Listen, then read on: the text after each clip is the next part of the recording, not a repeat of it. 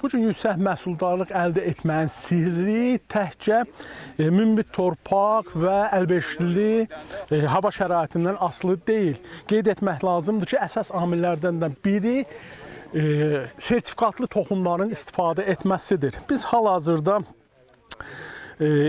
İvanovkada aqroparkdayıq. Burada keçirilən sahə günündə fermerlər yerli şəraitlə uyğunlaşmış toxum sortları ilə tanış olur.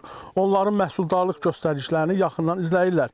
Mütəxəssislər bildirirlər ki, sertifikatlı toxumlar xəstəliklərə davamlılığı artırır, məhsul itkisinin azaldır və daha bol məhsul əldə etməyə imkan yaradır. Bu isə həm də fermerlərin gəlirlərinin artmasına, həm də ölkənin ərzaq təhlükəsizliyinin möhkəmlənməsinə xidmət edir.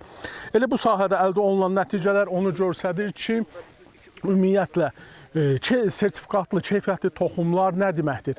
Burada gördüyünüz ərazidə artıq sahə günü keçirilir, burada media tur keçiriləcək və qeyd etmək lazımdır ki, gün ərzində Azərbaycanın müxtəlif bölgələrindən axışan fermerlər burada yüksək məhsuldarlıq verən toxumlarla tanış olacaqlar.